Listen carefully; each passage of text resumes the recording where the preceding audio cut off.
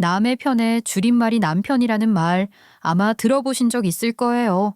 거기다 앞에 시자가 붙으면 뭐든 싫다는 이야기를 하는 너스레 소리도 들어본 적 있으실 거고요. 처음에는 사랑하는 사람의 가족들과 가족이 되고 서로를 이해하고 사는데 왜 그런 마음이 드는 걸까 싶은 생각이 들었던 적이 있어요. 그리고 저라면 나중에 사랑하는 사람이 생겨 결혼을 하고 남편이 생긴다고 해도 남들이 말하는 그런 치가 떨리는 시댁이나 남편이 아닌 서로를 이해하고 행복하게 해주는 그런 관계를 유지할 자신이 있기도 했고요. 그런데 손바닥도 마주쳐야 소리가 나듯 결국 저 혼자만의 노력으로는 어렵더라고요. 무슨 이야기냐고요? 지금부터 제 이야기를 들으시면 금세 아실 거예요. 안녕하세요. 저는 올해 36살에 접어든 여성으로 간호사로 근무를 해오다가 결혼을 하고 난 후에는 요양병원에서 행정실장을 겸하면서 나름대로 일을 하고 있는 워킹맘이에요. 저는 대학 졸업을 하고 난 후부터 단 한 번도 일을 쉰 적 없이 열심히 일을 해올 정도로 일을 좋아했어요. 그래서 주변 사람들은 저를 칭할 때 워커홀릭이라는 말을 자주 쓰기도 했고요. 결혼을 하고 난 후에 어쩔 수 없는 상황으로 3교대가 필수가 되어야 하는 간호사 일을 계속하기가 어려워졌고, 그래서 일을 그만두게 되었음에도 불구하고 또 다시 다른 일에 도전을 해 요양병원의 실장까지 오를 정도로 굉장히 독립적이고 능력이 있는 요즘 여성이라고 자부할 수 있어요. 게다가 모든 일을 다 똑 부러지게 해내는 탓에 업무에 대한 성과나 평판도 매우 좋은 편이기도 했고요.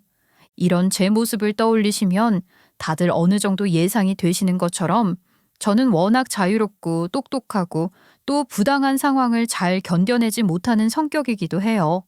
제가 이런 사람으로 성장을 하게 된 데에는 저희 부모님 역시 어느 정도 한 몫을 하셨다고 해도 과언이 아니지요. 어릴 적부터 저희 부모님은 제가 하고 싶은 것들을 다 할 수 있도록 키워주셨어요. 그리고 그 덕분에 저는 어떤 자리에 가게 된다고 하더라도 할 말은 다 하고 부당하다고 느껴지는 일들에 대해서는 참지 않고 모두 다 말을 할 정도로 당돌한 성격을 가지고 지내고 있게 된 것 같아요. 물론 제가 이런 이야기를 하면 제 어린 시절은 늘 유복하고 행복했을 것이라고 생각을 할 수 있겠지만 사실 누구나 그렇듯 부유한 삶을 살지는 못했어요. 그 시절 엄마 아빠는 어려운 형편 속에서도 저를 키우기 위해서 온 노력을 다해 열심히 일을 하셨던 기억이 아직도 제 머릿속에는 뚜렷하게 남아있거든요. 엄마와 아빠는 그 당시 드물게 맞벌이를 하셨어요. 아마 아빠 혼자만의 벌이로는 살기가 팍팍하다는 걸 알고 있었기 때문이기도 하지만 엄마 역시 집에서 아이만 보면서 내조만 하기에는 워낙 대장부 스타일이셨기 때문에 자진해서 외부 활동을 하면서 지내셨던 것 같아요. 이렇게 두 분 모두 다 일을 하시면서도 늘 저에게 가르치시는 것이 있었어요. 엄마는 항상 저에게 이런 말씀을 하셨었어요. 아무리 어려운 환경이라고 해도 무조건 기부터 죽고 들어가는 건 바보 같고 비겁한 행동이라고요. 항상 노력한 만큼 요구할 수 있고 그 노력에 상응하는 대가를 받는 것이 떳떳한 삶이라고요.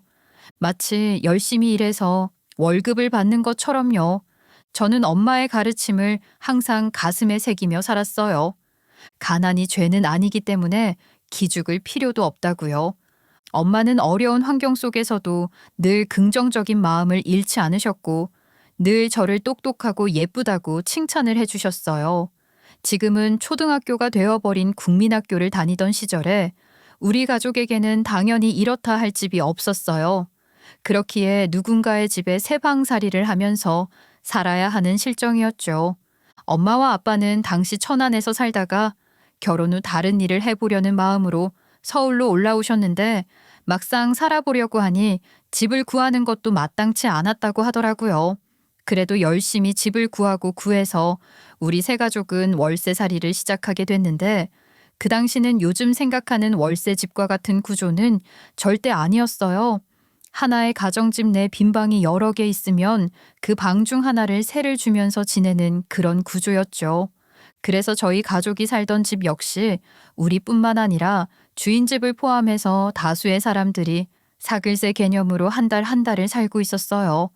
아직도 그때 그 정겨움이 기억으로 남아있는 걸 보니 저는 나름 그곳에서도 그렇게 힘들거나 우울하게 살진 않았던 것 같아요. 그 당시는 흔히 이야기하는 낭만의 시대였거든요. 그래서 지금처럼 개인주의가 상당히 심각하지도 않았고 서로에 대해 매너를 지키는 것 역시 중요시되지 않았던 시대였어요. 그럼에도 불구하고 정말 다양한 사람들이 함께 산다는 점에서는 지금과 비교를 했을 때 훨씬 더 정겹고 복잡복잡한 느낌이 드는 건 사실이긴 해요. 하지만 한편으로는 서로의 프라이버시를 존중하지 않는 일들도 아무렇지 않게 일어나기도 했고 또 그로 인해서 주변 사람들에게 상당히 피해를 입히는 일들도 셀 수 없이 많았던 것 같아요. 하루는 옆집에 새를 들어 살고 있는 새댁 부부가 부부 싸움을 하는 날이 있었어요. 아주 늦은 새벽녘이었고 덕분에 우리 가족을 포함해서 새를 살고 있는 사람들과 주인 집까지 모두 다 깰 정도로 심각한 싸움이었어요. 목이 터져라 욕을 하며 소리를 질렀고 한밤중에 육탄전을 벌이다가 결국에는 모든 사람들이 심각해져 말리게 될 정도로 다투게 되었죠. 이러다 누구 하나 큰일이 나는 건 아닐까 싶은 걱정에 누군가 경찰에 신고를 했더라고요. 저는 그런 낯선 모습을 보며 생소하기도 하고 상당히 자극적인 모습에 눈을 떼지 못하고 구경을 하고 있었는데 엄마는 그런 저를 넌지시 보더니 저를 불러 앉혀놓은 후 분명하게 이야기를 하시더라고요. 이면지 그만 구경하고 이리 엄마에게 와봐. 응? 아, 왜? 저기 지금 엄청 싸우고 있잖아. 경찰 아저씨들도 왔어. 얼른 이리로 와. 현지야, 사람 사는 거 다 똑같아. 누구라고 다르고 저 이모네가 저런다고 해서 이상하게 사는 거 아니야. 근데 가족끼리 경찰도 불렀잖아. 그럼 이상한 거 아니야? 아니야.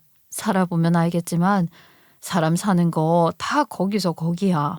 그런데 여기서 그것보다 더 중요한 건 여기는 저 이모네 그리고 우리 말고도 다 똑같은 세를 주고 사는 곳이라는 거야. 그게 왜 더 중요한 일이야? 여기는 현지랑 엄마 아빠만 사는 우리 집이 아니라 얹혀 사는 공동 공간이라는 거지. 그렇기에 항상 조심을 해야 하고 누군가에게 민폐를 끼치지 않도록 살아야 하는 거야. 저렇게 소리를 치고 사람들이 다 피곤하게까지 하는 그런 거? 그렇지. 서로를 존중하고 폐를 끼치지 않아야 우리가 하고 싶은 말도 당당하게 하면서 살 수 있는 것이고. 엄마 말 무슨 말인지 알았지? 나 엄마가 무슨 말 하는지 알 것 같아. 엄마는 어려움 속에서도 내가 할 도리를 다하고 남에게 폐를 끼치는 행동은 하지 말아야 한다는 철칙을 저에게 아주 뿌리 깊게 심어주셨고 저는 그 영향을 받아서 그런 마음이 제 인생의 좌우명처럼 새겨지게 되었어요. 그리고 그대로 성장을 하게 된 저는 누군가에게 함부로 이야기를 하거나 누군가를 욕하는 행동은 절대 하지 않았고 또 반대로 누군가 부당하게 저를 대할 경우에는 당당하게 그 부담함을 따지고 대응을 할 줄 아는 건강한 성인으로 자라났죠. 엄마의 강단 있는 교육 철학 덕분에 저는 부유하거나 넉넉한 어린 시절을 살아내진 않았지만 그래도 그 속에서 자존감을 잃지 않고 매우 건강하고 당당하게 성장하게 되었어요. 저희 엄마는 저에게 그런 가르침을 주시는 것 이외에 실제로도 그런 성품을 지닌 분이셨어요. 엄마는 식당 일부터 시작해서 청소일까지 엄마에게 주어진 일이라면 마다하지 않고 도맡아서 해오셨지만 그 속에서도 그 의미를 찾고 엄마의 존재에 대한 자존감을 잃지 않으면서 사시는 그런 멋진 분이셨어요. 부당함에 대해 소리 높여 이야기를 하실 줄 아는 분이셨고 또 부당한 상황을 견디지 못한다면 반드시 행동을 하시는 분이기도 했어요. 언뜻 생각을 하면 이런 성격을 가진 엄마가 불편하기도 하고 피곤할 것 같은 마음에 주변의 사람들이 따르지 않고 늘 외로울 것 같다는 생각을 한 적도 있었어요. 하지만 제가 걱정을 하는 것과 다르게 엄마는 워낙 외향적이신 분이었고 성격도 소탈했던 터라 주변에 오히려 좋은 분들이 많더라고요. 엄마는 할 말은 하되 늘 정도와 선을 지킬 줄 아는 사람이라고 주변 아줌마들이 이야기를 할 정도였으니까요. 저 역시 그런 엄마의 이야기를 들으면 마치 영웅의 무용담을 듣는 것처럼 신기하기도 하고 자랑스러웠고 존경할 수밖에 없었죠. 누군가를 좋아하고 존경하면 닮아간다는 말이 있듯 저는 그렇게 엄마의 미니어처처럼 똑같이 성장을 했어요. 넉넉하지 않은 삶이었지만 우리 가족은 늘 그 속에서 행복을 찾아왔고 긍정적인 기운을 몰면서 지냈어요. 덕분에 저 또한 건강하고 활기차게 학교 생활을 할 수 있었고요. 학교에서 저는 낙천적이고 솔직한 성격이었고 그로 인해 친구들로부터 인기가 많았어요. 그 덕분인지 저는 중학교, 고등학교 6년 내내 반장, 부반장을 놓치지 않고 해올 정도로 리더십도 좋았죠. 저는 학교에서 친구들과 잘 지내는 것에 더해서 공부도 열심히 해왔고 제가 하고 싶었던 간호사라는 직업 목적이 명확했기 때문에 할 수 있는 한 최선을 다해 공부했어요. 그리고 그 덕에 좋은 서울에 있는 대학 진학은 어려웠지만 그대로 나름 꽤 알아주는 국립지방대학교 간호학과에 진학을 하게 됐어요. 대학을 다니던 시절에는 졸업을 하자마자 간호사로 취업을 하고 싶은 마음에 정말 열심히 공부만 했던 것 같아요. 그리고 그 덕에 운이 좋게도 곧바로 취업에 성공했고 간호사 생활을 하던 중 지금의 남편을 만나게 되었고 4년 연애를 해오던 중 결혼에 성공했어요. 결혼 후에 아이까지 출산을 하고 나니 막상 대학병원 간호사로 일을 한다는 건 어려움이 있더라고요. 아이 케어도 제대로 하진 못하니 못할 짓이라는 생각이 들기도 했고요. 그래서 고민 끝에 저는 간호사 일을 그만두기로 결정했어요. 그리고 좀 더 쉽게 일을 할 수 있는 집 주변 요양병원으로 입사를 했고 간호사라는 직책과 함께 행정을 도울 수 있는 직무를 선택했어요. 남편은 저와는 전혀 다른 분야에서 일을 하는 평범한 회사원이었고 연애 시절 내내 바쁜 스케줄부터 모든 것들을 다 저에게 맞춰주던 사람이었기 때문에 결혼을 결정하게 되었기도 해요. 남편과의 연애 당시에는 모든 것들이 다 달콤하고 행복했지만 막상 결혼은 현실이라는 말이 딱 맞듯 결혼을 해보니 제가 4년 동안 알아온 남편의 모습이 전부는 아니라는 걸 알겠더라고요. 다들 공감을 하실 이야기겠지만 정말 남편이 남의 편처럼 느껴지는 순간이 온 건 한두 번이 아니었기도 하니까요. 결혼을 할 당시 남편과 저는 결혼 비용에 있어서 전체적인 금액에서 봤을 때에는 사실상 반반으로 나누어 결혼을 준비해온 것이나 다름이 없었어요. 저 역시 경제적인 부분이 그렇게 나쁘진 않았고 애초에 제 성격상 결혼을 한다고 하더라도 절대 손해를 보거나 신세를 지는 일은 없어야 한다는 것이 분명했기 때문에 단 일원에 있어서도 남편의 덕을 보고 싶지 않았기 때문이었죠. 사실 이런 성격 탓에 따지고 보면 오히려 제가 돈을 더 내면 냈지 남편이 더 내거나 부담하는 일은 애초에 없었고요. 그 덕분인지 시어머니를 포함한 시댁 식구들과 남편의 입장에서는 그런 제 성격을 처음에는 좋아했어요.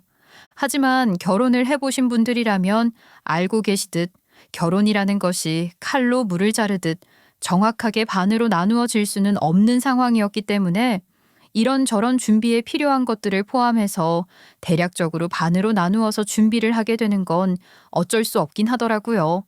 예를 들면 제가 신혼집에 들어갈 혼수를 전부 다 하고 또 결혼식과 스튜디오 등 비용을 모두 부담하더라도 남편이 전셋집을 구하게 되면서 그 금액을 지불하면 남편이 지는 책임이 훨씬 더 많아지게 되니 전세금 80%는 남편이 그리고 남은 금액을 제가 부담하는 식으로 정확하게 공평한 준비를 하기 위해 노력을 했어요.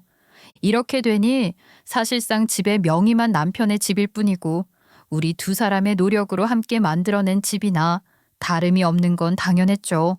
그리고 이렇게 결혼을 준비하니 저 또한 금액에 있어서 어느 정도 부족한 감이 없이 진행을 했다고 생각할 수 있어서 좋았어요.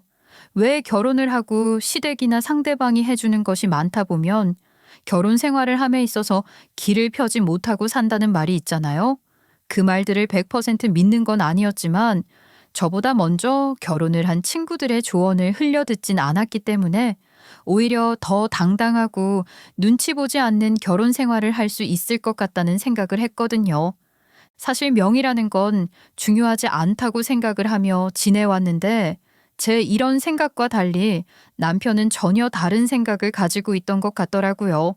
남편에게는 이 집의 명의가 누구에게 있는지가 매우 중요해 보였고 그러한 중요성을 저에게 직접적으로 표현을 하는 일은 거의 없었지만 우리 부부가 갈등을 겪게 되거나 부부 싸움을 하게 되면 빠지지 않고 나오는 주제가 되었기 때문에 알 수 있었어요.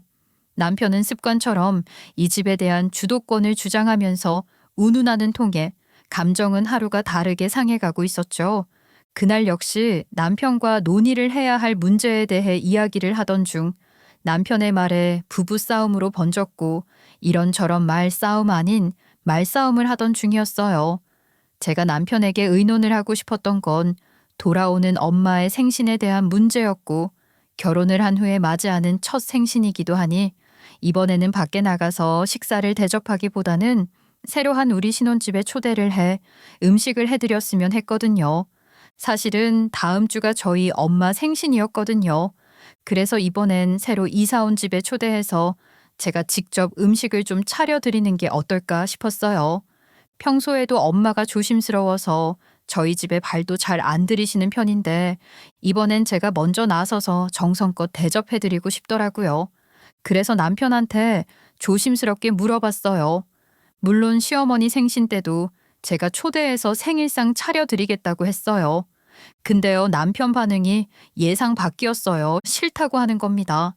굳이 집까지 불러서 불편하게 하지 말고 그냥 밖에서 밥 한 끼 사드리면 되는 거 아니냐는 거예요. 왜 사서 고생을 하냐고요. 그 말을 듣는데 순간 기분이 확 상하더라고요. 그래서 무슨 말을 그렇게 하냐고 다른 사람도 아니고 당신 장모님인데 게다가 내 집이라는 표현이 좀 이상하다고요. 이 집은 둘이 함께 사는 우리 집이고 엄연히 따지자면 내 집이기도 한데 왜 그렇게 선을 딱 긋느냐고 했어요. 그 말투 속에 안 왔으면 좋겠다는 속내가 너무 느껴지니까 더 서운하더라고요. 근데 남편은 정색하면서 엄밀히 말하면 이 집은 자기 집이 맞다고 하더라고요. 명의도 자기 이름으로 돼 있고 전세 들어올 때도 자기가 돈 80%를 냈다면서 비율로만 봐도 자기 집이지 내가 우리 집이라고 말하는 건 진짜 우습다는 거예요.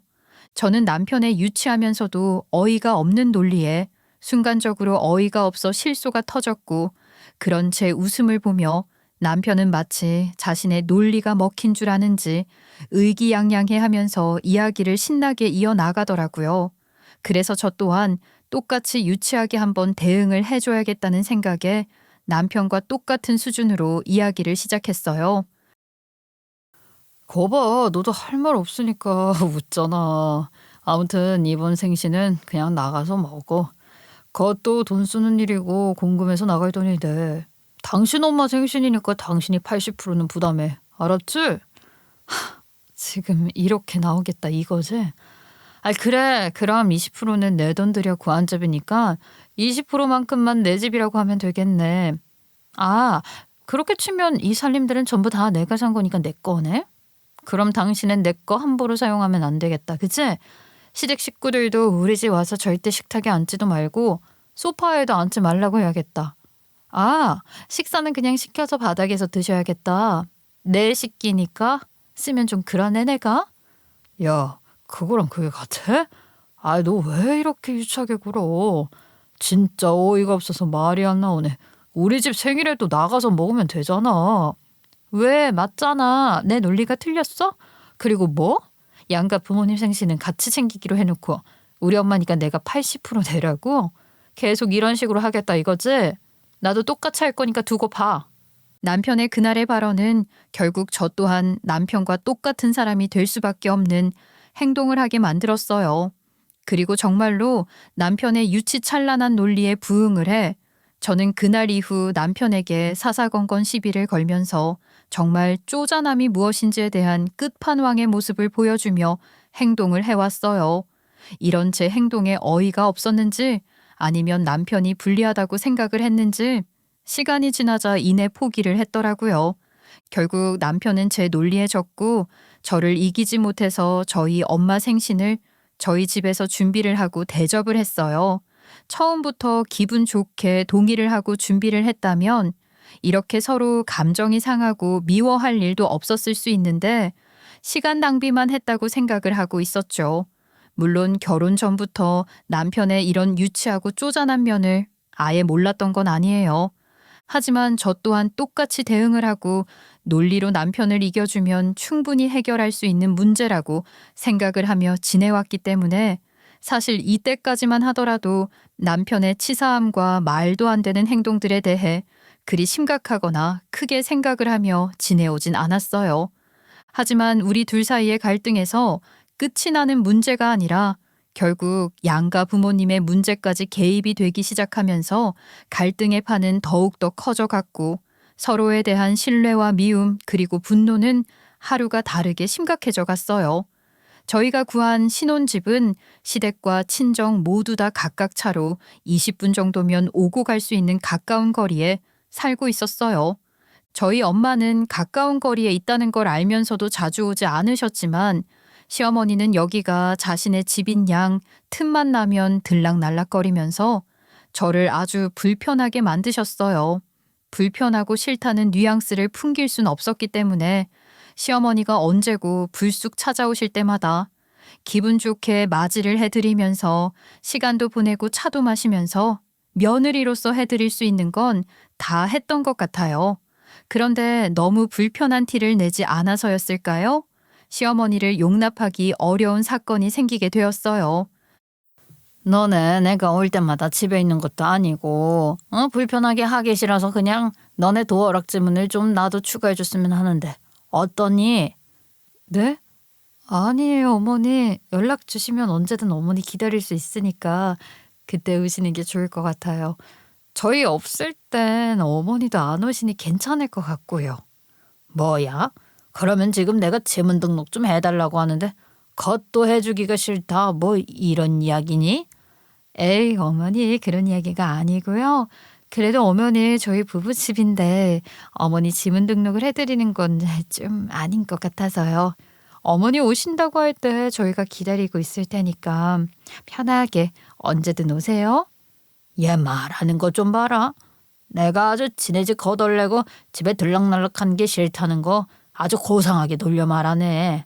됐고 내 아들 집이니 내 아들하고 얘기할 테니까 그렇게 하라라. 시어머니는 제가 마지막 말에 대답을 할 틈도 주지 않으신 채 기분이 상하셨다는 듯 전화를 뚝 끊으시더라고요. 남편이 얼마나 자기 집이라고 이야기를 해놨으면 시어머니 역시 이 집을 저와 남편의 집이라고 생각하지 않고 아들 집이라고 표현을 할 수 있을까 싶어 어이가 없었지만 그냥 넘겼어요. 어차피 남편에게 전화를 해 하소연을 하실 것이고 그러면 남편은 그날 저녁 집으로 와 그 일에 대해 이야기를 할 테니까요. 하지만 적어도 남편이 저에게 그 일에 대해서 시어머니 편만 들으면서 지문 등록을 해주는 것이 어떻겠냐는 이야기를 할 것이라고는 상상도 하지 않았기는 해요. 적어도 제가 아는 남편은 그럴 리 없다는 아주 소박한 믿음이 있었던 것 같아요. 하지만 그날 저녁 집으로 와서 저에게 이야기를 하는 남편을 보니 제가 생각했던 것과는 완전 딴판인 사람이더라고요. 당신 오늘 낮에 엄마한테 우리 집 지문 등록 안 해주겠다고 했어? 내가 뭘 또 안 해드리겠다고 해. 그냥 어머니 오실 때마다 집에 있을 거니까 그냥 지금처럼 지내도 좋겠다고 말씀드렸지. 엄마 말로는 네가 불편하니까 오지 말라는 식으로 말하면서 거절했다고 하던데 아들 집인데 좀 오면 어떻다고 그렇게 매몰차게 시어머니한테 그렇게 말을 해. 나 정말 그렇게 말씀 안 드렸다니까? 그리고 상식적으로 생각을 좀 해. 아무리 시어머니라고 해도 우리 집 비밀번호 공유하고 싶은 사람이 세상 천지에 어딨어? 우리 엄마가 남이야? 남이냐고. 알려준다고 우리 집이 달아 없어지는 것도 아니고. 너 정말 너무한다. 정 떨어지려고 해. 그게 왜 너무한 거야? 나도 우리 엄마한테 우리 집 비번, 지문 공유 안 하고 알려주지도 않아. 그럼 똑같이 하고 있는 거 아니야? 내가 우리 엄마 알려주면 당신은 좋아? 아니잖아. 그러니까 똑같이 해줘야 하는 게 공평하고 맞는 거 아니냐고. 또 너네 집 이야기하면서 비교를 하시겠다. 그래, 알았어. 더 말 안 해. 남편은 제 마지막 말에는 또 다시 할 말이 없는지 더 이야기를 이어나가지 않고 대화를 마무리하더라고요. 대화를 정리하는 동시에 남편은 표정이 아주 차갑게 변했고 뭔가 사고를 칠 것 같다는 생각이 들긴 했지만 이 부분은 저 또한 양보를 할 수가 없는 부분이라고 생각했기 때문에 그냥 그러려니 하면서 넘겼어요. 하지만 그날 사건으로 인해서 이후에 남편이라는 새끼에게 제가 얼마나 정이 떨어지고 화가 치솟는 일을 겪게 되는 것인지에 대해 미리 알고 있었다면 그날 그런 선택을 하지 않았을까요? 아마 그렇다고 하더라도 저는 같은 선택을 했겠죠. 문제가 있다면 그날 일을 앙심을 품고 이렇게 말도 안 되는 행동을 한 남편 새끼의 잘못이 분명하니까요. 그날 이후 저는 남편이라는 작자와 더는 가족으로 지내고 싶지 않다는 생각을 하게 됐습니다. 남편과 그날 사건 이후로 사실 별 다른 문제 없이 아이를 돌보면서 그리고 또 저는 저 나름대로 요양병원 일을 해 나가면서 일상을 보내고 있었어요. 그러던 중 제 가슴이 철렁 내려 앉을 만한 사고가 생겼어요. 저희 엄마는 이제는 어느 정도 경제적인 여유가 있던 상황이기는 했지만 그럼에도 불구하고 일을 계속해서 해오시고 계셨어요. 그리고 젊은 시절부터 가리는 것 없이 워낙 열심히 일을 해오시다 보니 애초에 허리가 많이 좋지 않다는 것도 잘 알고 있었기도 하고요. 저는 그런 엄마를 늘 걱정했어요. 엄마, 이제 먹고 사는 거 걱정스러운 상황도 아니고 나이도 있는데 이제 일 그만하고 그냥 집에서 쉬고 산책 다니고 그러면 안 돼? 아유, 예. 그런 말 하지도 마라. 평생 일을 하는 게 당연하다고 생각을 하고 자라왔는데 이제 와서 쉬면 네 엄마 그날이 제삿날이야. 엄마, 무슨 말을 그렇게 해. 이제 힘들게 일 그만하고 좀 쉬시라는 거지. 너도 나중에 내 나이 돼봐라. 쉬는 게 오히려 더 힘들어. 가만히 있으면 온몸이 죽겠고 아파. 엄마 살려고 일하는 거야. 그러니까 신경 쓰지 말어. 엄마는 일을 그만두고 쉬라는 제 만류에도 불구하고 쉬는 것이 몸이 더 아프다는 이야기를 하며 일을 계속하셨고 저 또한 그런 엄마를 말릴 순 없었어요. 하지만 나이도 있고 기력도 예전 같지 않았기 때문에 힘이 드셨던 건 사실인지 요양보호사로 일을 하시던 엄마는 어르신을 일으켜 세워드리다가 갑작스럽게 허리가 나갔고 그 자리에서 쓰러지신 채 일어나지 못하셨고 저는 일을 하던 중 급작스러운 엄마의 사고 소식을 듣고 놀란 마음으로 당장 119를 불러 응급실로 보낸 후 저 또한 빠르게 병원으로 뒤따라갔어요. 그동안 허리가 아팠던 이유는 디스크가 눌려서라고 진단을 받았고 그동안 디스크 치료를 제대로 하지 않은 건 아니지만 무리를 한 탓에 결국 디스크가 터지게 되면서 그대로 고꾸라져 일어나지도 못하게 된 상황이었다고 하더라고요. 터진 부위에 대해서는 치료가 어렵기 때문에 반드시 수술을 해야 한다고 했고 그렇게 엄마는 갑작스럽게 허리 수술을 하시게 되었어요. 나이가 있는 탓에 수술을 한다는 것 자체가 걱정스럽고 무서웠는데 이제는 고생하지 않고 좀 편히 쉬면 좋겠는 엄마가 무리를 하시다가 디스크까지 터지게 되었다고 하니 속이 상해서 저도 모르게 수술 내내 눈물이 멈추지 않더라고요. 그렇게 우여곡절 끝에 수술을 하시고 약 일주일간 병원에 입원을 하시긴 했지만 병원 시스템상 일주일 후에는 퇴원을 해야 하더라고요. 그렇다고 하더라도 혼자서 사는 엄마가 디스크 수술 후 혼자서 생활을 한다는 것 자체가 불가능하다는 걸 잘 알았기 때문에 저는 엄마가 걱정스럽더라고요. 그래서 고민을 한 끝에 제가 근무를 하고 있는 요양병원으로 모시기로 했어요. 제가 가까이서 엄마를 보면서 관리를 해주면 괜찮을 것 같다고 생각을 했거든요. 하지만 막상 입원 일정을 조율 과정에서 제가 원하는 대로 일정 조율이 잘 되지 않았어요. 그래서 엄마가 퇴원을 하는 날과 요양병원에 입원을 해야 할 날짜 사이에 하루가 뜨게 되었어요. 어디 모실 곳도 없는 상황이니 저는 당연히 엄마를 모시고 저희 집에 딱 하루만 쉬게 하고 싶은 마음으로 남편에게 상의를 했어요. 우리 엄마 디스크 수술한 거 알지? 내일이 퇴원일인데 우리 요양병원 입원일이 꼬여서 하루가 뜨네. 그래서 말인데 하루만 우리 집에서 보내고 내가 오전에 일찍 병원으로 데려가려고 하는데 어때? 뭐? 내가 남이랑 지내는 거 불편하다고 말했어 안 했어? 나 너무 불편할 것 같으니까 잔말 말고 지금 바로 내보내. 호텔에서 재우면 되지 왜 내 집으로 데리고 와? 뭐? 말 다 했어? 내가 뭐 엄마랑 한 달에 지내겠대 1년에 지내겠대. 딱 하루 지내자고 하는 건데 왜 그렇게 말을 해?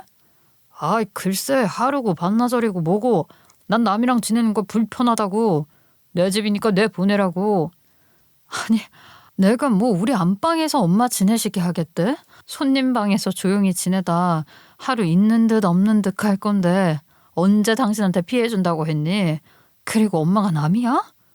엄연하게 그 집 내 집이라고 했지.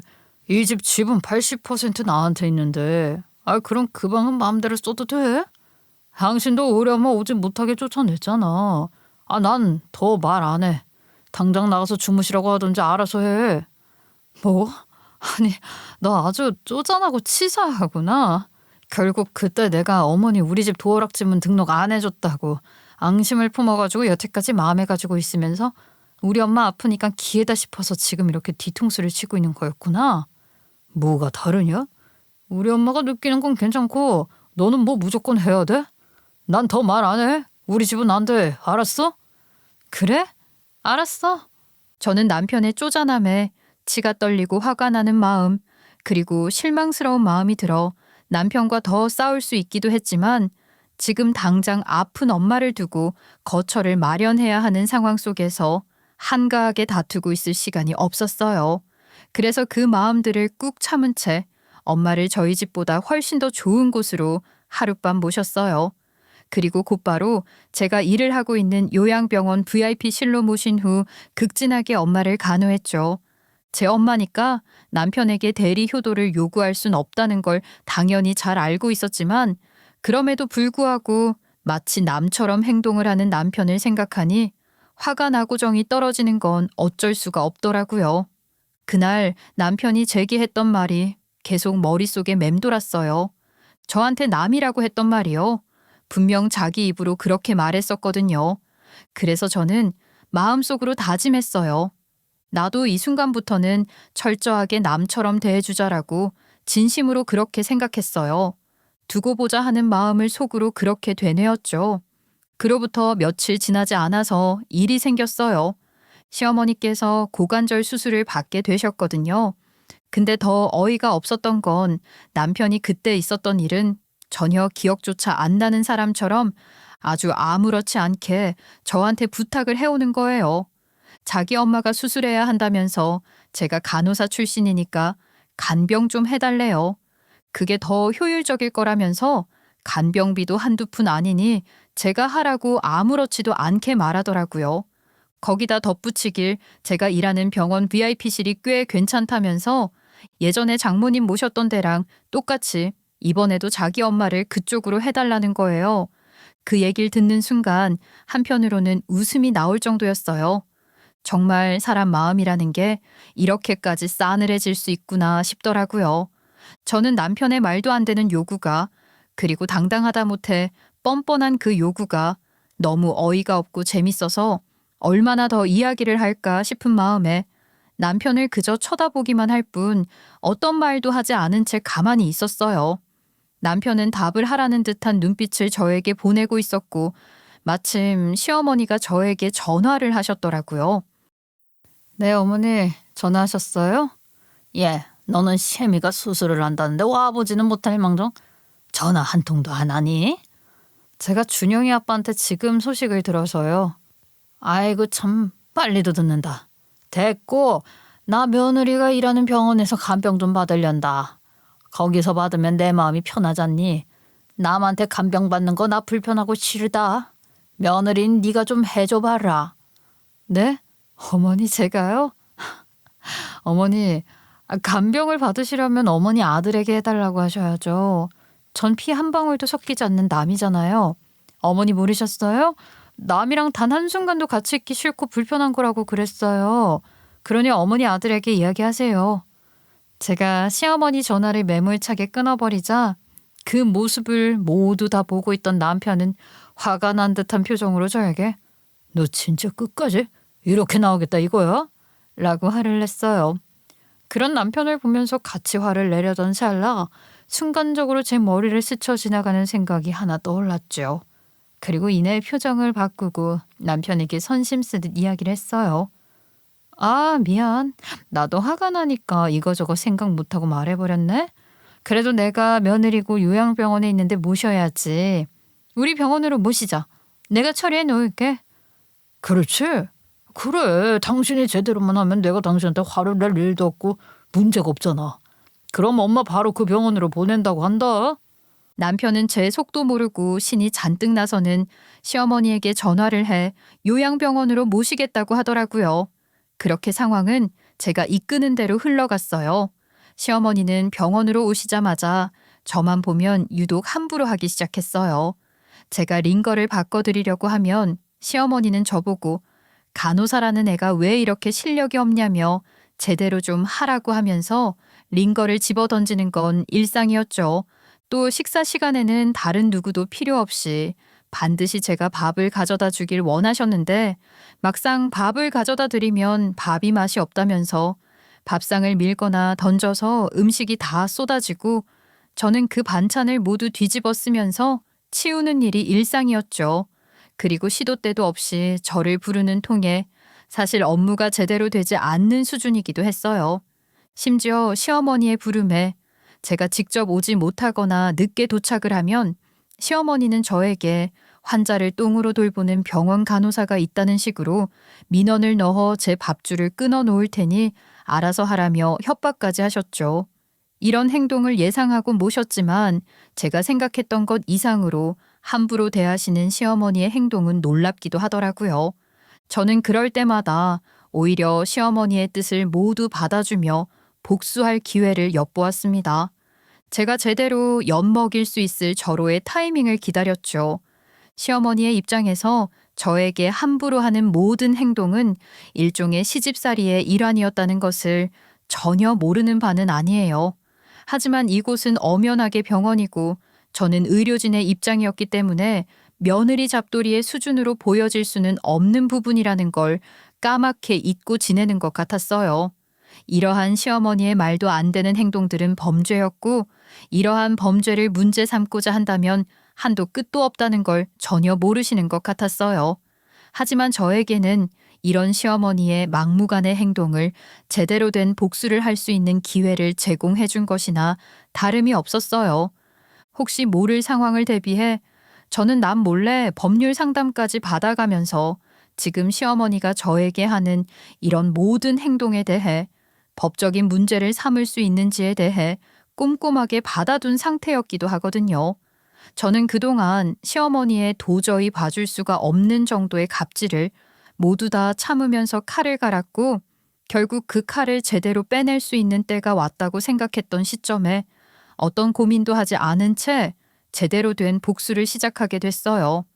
제 나름대로의 디데이였던 그날 역시 시어머니는 말도 안 되는 억지를 부리면서 저에게 고래고래 소리를 지르시고 있었어요.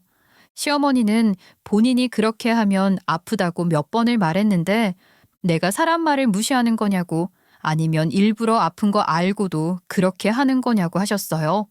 그리고 제게 생각이 없다는 말까지 하시는데 솔직히 당황스럽더라고요. 그래도 최대한 침착하게 말씀드렸어요. 아프시더라도 꼭 그렇게 하셔야 하니까 도와드리는 거라고요. 조금만 참아보시라고 했습니다.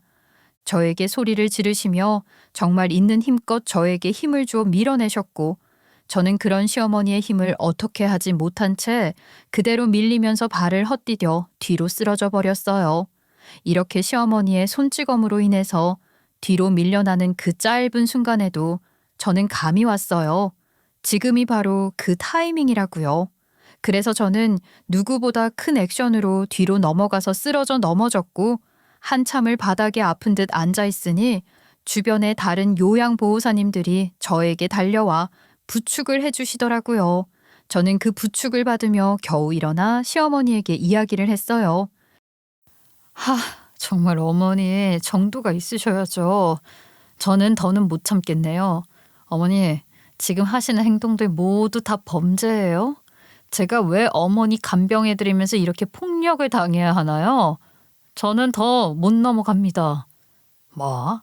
며느리가 시애미 병간 하나 제대로 못하다 네 발에 걸려 네가 넘어진 걸 가지고 왜 나한테 그래? 그리고 네가 시애미한테 못 넘어가면 뭐 어쩔 건데? 이게? 어쩔 건데? 앞으로 뭐 어쩔 건지는 두고 보시면 아시겠죠. 저는 분명 못 넘어간다고 말씀드렸어요. 저는 오히려 더 큰 소리로 화를 내시는 시어머니의 악다구니에도 아랑곳하지 않고 그대로 돌아 병원 법무팀으로 향했어요. 법무팀에 도착해 그동안 시어머니가 했던 갑질과 괴롭힘에 대해 이런저런 사항에 대해 이야기를 했고 저는 그 자리에서 112를 눌러 신고를 했어요. 신고를 한 후 고소장 및 진정서 작성을 해 제출을 했고 사안이 접수가 되자 본격적으로 경찰은 사안에 대해 조사를 하기 위해 저에게 출석 요구를 했어요. 저는 경찰서에 출석을 해 그동안 시어머니를 병간호하면서 당했던 부당한 일들에 대해 모두 진술을 했고 또 제가 나름대로 남겨둔 증거를 모두 다 정리해 제출을 했어요. 그동안 아무런 증거도 없이 무기력하게 시어머니에게 당하고만 있다고 생각을 했을지 모르겠지만 사실 매일매일 녹음기를 몸에 지니고 다녔고 병원 내 CCTV가 있다는 걸 잘 알고 있었기 때문에 하루하루를 안전하게 보낼 수 있었던 것이었거든요. 물론 CCTV는 제가 직접 확보를 해올 수 없는 부분이었기 때문에 약 2시간 정도의 경찰 조사를 모두 다 마무리한 후 경찰이 직접 병원 측으로부터 공문을 보내 CCTV 증거 보전을 신청해 확보를 해갔어요. 그리고 제가 그동안 열심히 녹음을 해두었던 내용들에 대해서는 속기사를 통해 확실한 증거로 활용할 수 있도록 만들어 놓은 후 준비를 해 경찰에 모두 다 제출을 하게 됐고요. 별일이 아니라고 생각을 하며 막연하게 지내던 시어머니는 결국 저로 인해서 경찰에 고소를 당하게 됐고 경찰은 이내 시어머니를 조사하기 위해서 경찰 출석을 요구했어요. 시어머니는 별일 아니라고 가볍게 생각했던 상황에서 조사를 받으러 나오라는 경찰의 연락에 당황한 듯 불려갔고 그 사실을 알게 된 남편은 화가 잔뜩 난 채로 저에게 찾아와 다짜고짜 소리부터 질렀어요. 어떻게 남편한테 이딴 짓을 할 수 있냐고 하더라고요. 가족이 가족을 신고하는 게 말이 되냐고 제가 진짜 미쳤냐는 식으로 몰아붙이더라고요. 이걸 다 어떻게 수습하려고 그러냐면서 당장 취소하라고 윽박을 지르는데 그 말 한마디 한마디가 참 가관이었어요. 그래서 저도 조용히 말했죠. 지금 수습 잘 되고 있는데 뭐가 문제냐고요. 그리고 가족이 가족을 고소하는 건 말이 안 되는 일이긴 하죠. 근데 더 이상 네 것들하고는 가족으로 지낼 생각이 없다고 해줬습니다.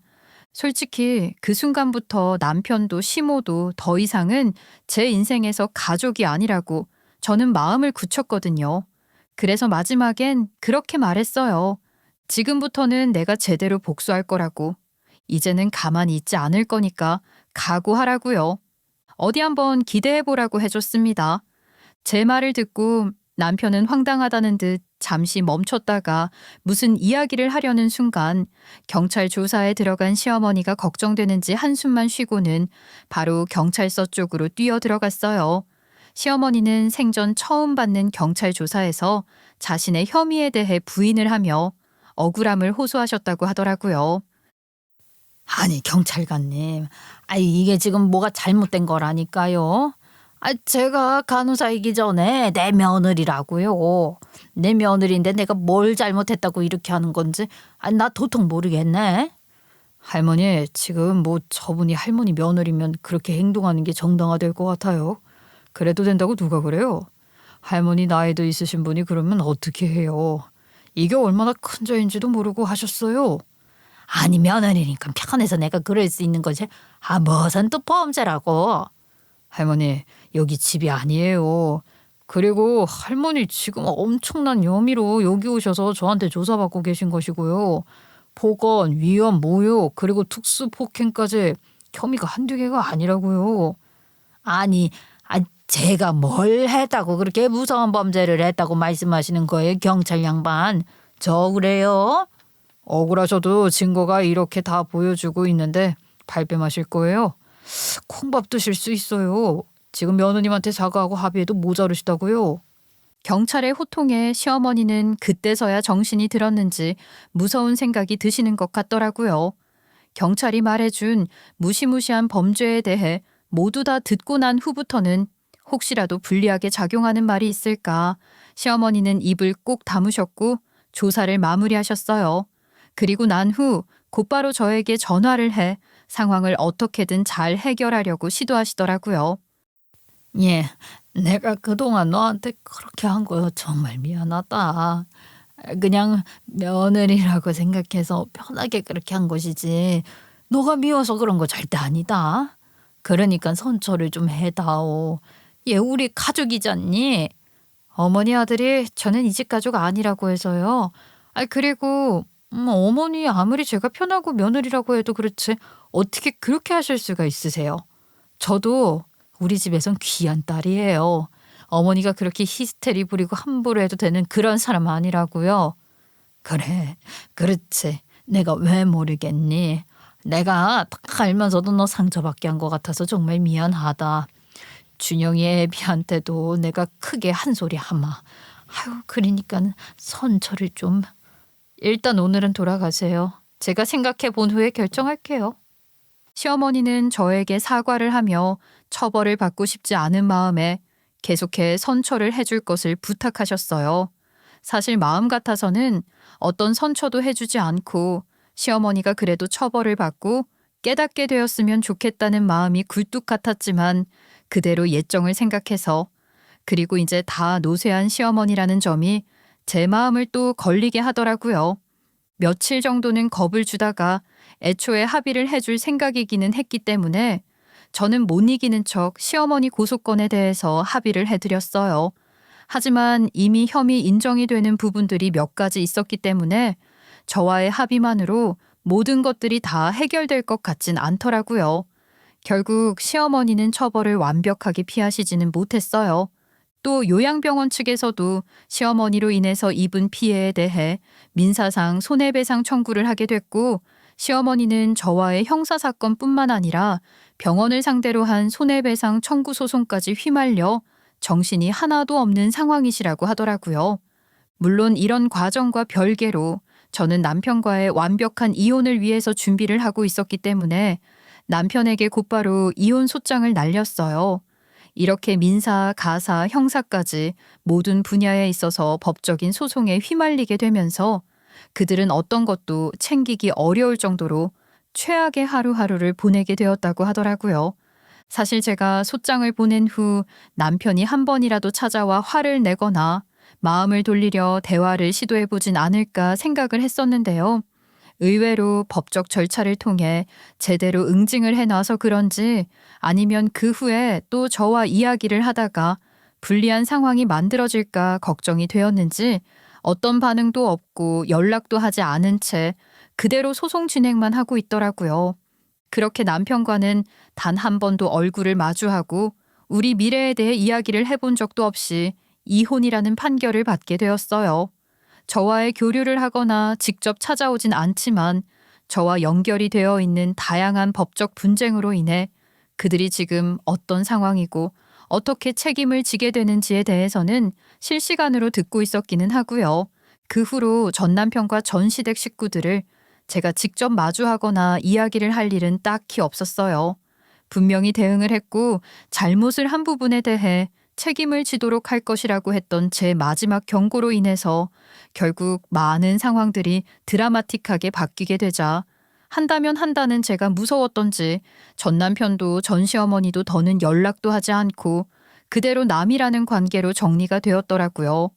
전 남편과의 사이에는 이혼을 하더라도 책임을 져야 할 아이 준영이가 있었기 때문에 이혼 시에도 양육권에 대해서 엄청 신경을 썼고 전 남편에게 면접 교섭의 기회도 제공을 하긴 했어요.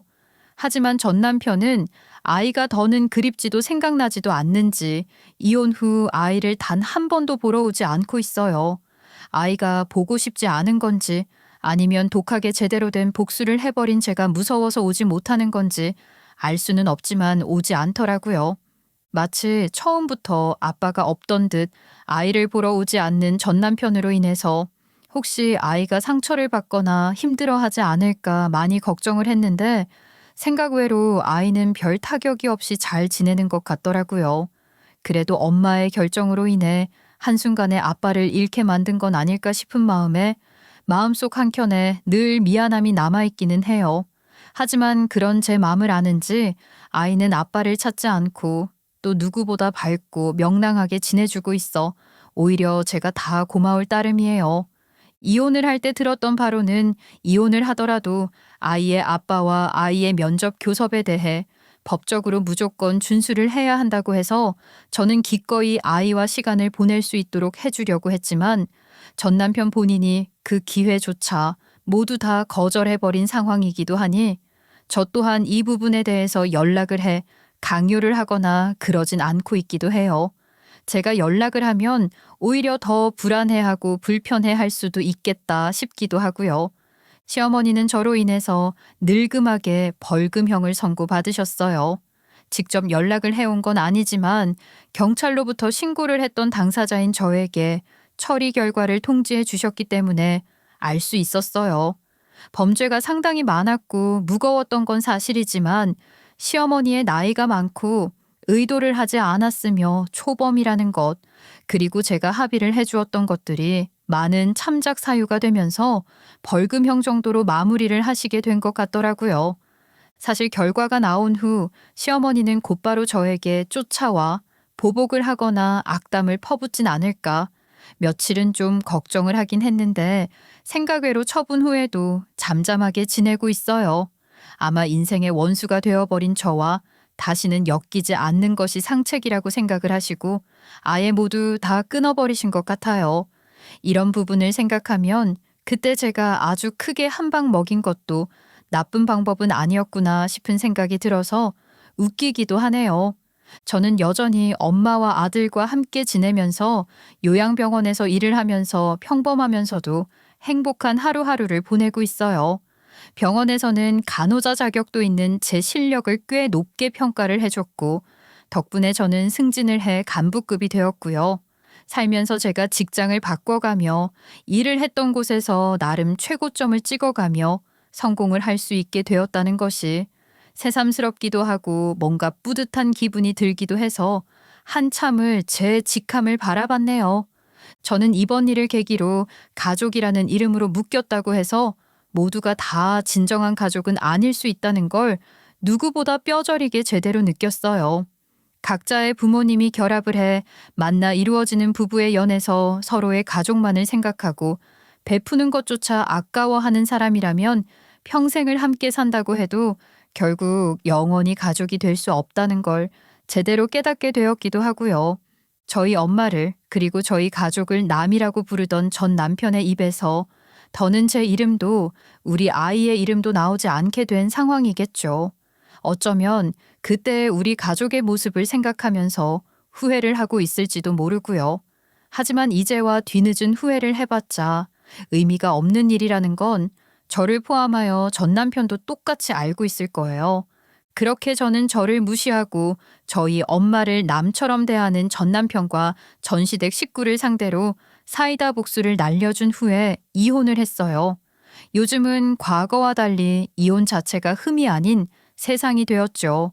맞지 않는 옷을 입으며 버티면 몸이 피곤하고 지치는 것처럼 여러분들을 행복하게 해주지 못하고 고통만 주는 결혼 생활을 끝까지 붙잡으면서 지내야 할 이유는 전혀 없다고 생각해요.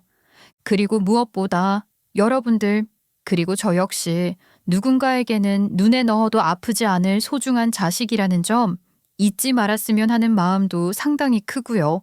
특별하게 심각한 일이나 사건이 있었던 건 아니지만 그대로 제 입장에서는 전 시댁 식구들과의 갈등, 남의 편처럼 굴었던 전 남편의 행동 모두 다 상당히 스트레스로 다가왔고 반드시 제대로 된 이혼을 해야 하는 이유였어요. 저처럼 복수는 물론이고 이혼까지 속 시원하게 할 수 있다는 건 쉬운 일이 아니라는 거 저도 일정 부분 인정해요. 하지만 여러분들 모두 다 소중한 존재이고 여러분들에게 직접 물어봤을 때 힘든 것이 분명하다면 반드시 그 상황을 제대로 바로 잡아 나가셔야 한다는 것 잊지 말았으면 좋겠어요. 제 나름대로의 소박한 사이다 사연을 들어보시니 다들 어떠셨는지 모르겠어요. 모두 다 제 이야기를 듣고 한 번쯤은 속 시원한 기분을 대리로 느끼시고 즐겁게 웃으면서 하루를 마무리하시면 좋겠다는 생각이 드네요. 앞으로도 하고 싶은 말을 하고 부당한 상황은 참지 않으면서 그렇게 행복하게 살아나가 볼게요. 제 이야기를 들어주셔서 감사합니다.